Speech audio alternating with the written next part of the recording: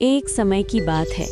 बहुत दूर एक घना हरा भरा जंगल था, जहाँ ऊंचे ऊंचे पेड़ आसमान से बातें करते थे और नदियाँ चांदी की तरह चमकती थी। उसी जंगल में तरह तरह के जानवर मिलजुल कर रहते थे।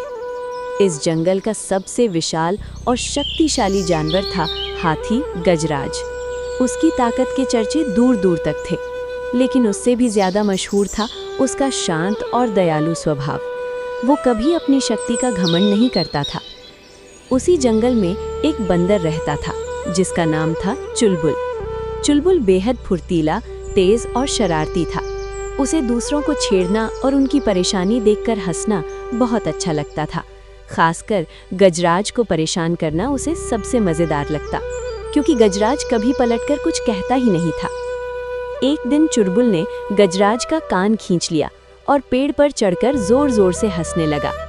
गजराज को बुरा तो लगा, लेकिन उसने आंखें बंद कर ली और कुछ नहीं कहा। चुलबुल को लगा कि गजराज डरपोक है। इसके बाद तो वो रोज कोई ना कोई नई शरारत करने लगा। कभी उसकी सूंड पर कूदता, कभी उसकी पीठ पर पत्थर फेंक देता। जंगल के बाकी जानवर ये सब देखकर चिंतित रहते थे, लेकिन गजराज हमेशा कहता, क्रोध से समस्या हल नहीं होती, समय आने पर सच खुद सामने आ जाता है। एक दिन जंगल में अजीब सी हलचल होने लगी। दूर पहाड़ियों के पीछे काले बादल उठ रहे थे। अचानक तेज हवा चली और जंगल में भयानक आग भड़क उठी। सूखी घास और पेड़ों के कारण आग पलक झपकते ही फैलने लगी। चारों तरफ धुआं ही धुआं था। जानवर इधर उधर भागने लगे।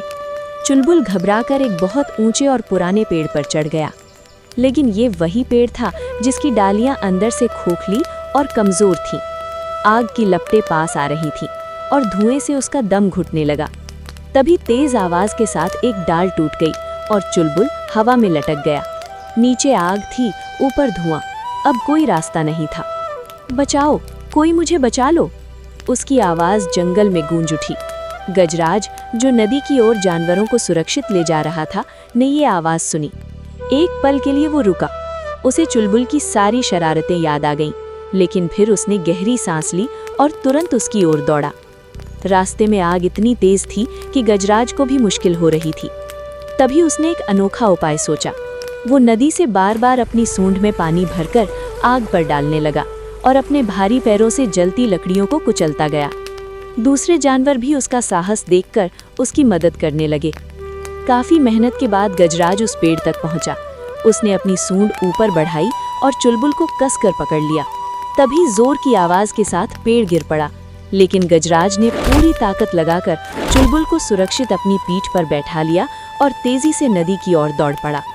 नदी के पास पहुंचते ही सभी जानवर सुरक्षित हो गए और आग भी धीरे धीरे बुझ गई। चुलबुल कांप रहा था, डर से भी और शर्म से भी। उसकी आंखों में आंसू थे। उसने गजराज के पैरों में गिरकर कहा, मुझे माफ कर दो, मैं तुम्हें कमजोर समझता रहा, लेकिन आज तुमने मेरी जान बचा ली। तुम सबसे शक्तिशाली ही नहीं, सबसे महान भी हो। गजराज ने अपनी सूंड से उसे उठाया और मुस्कुराकर बोला, असली ताकत दूसरों को नुकसान पहुंचाने में नहीं, बल्कि उन्हें बचाने में होती है। उस दिन के बाद चुलबुल पूरी तरह बदल गया। वो जंगल के छोटे जानवरों की मदद करता, सबका ध्यान रखता और गजराज का सबसे अच्छा मित्र बन गया। जंगल में फिर से हंसी खुशी लौट आई और ये कहानी सबके लिए एक सीख बन गई।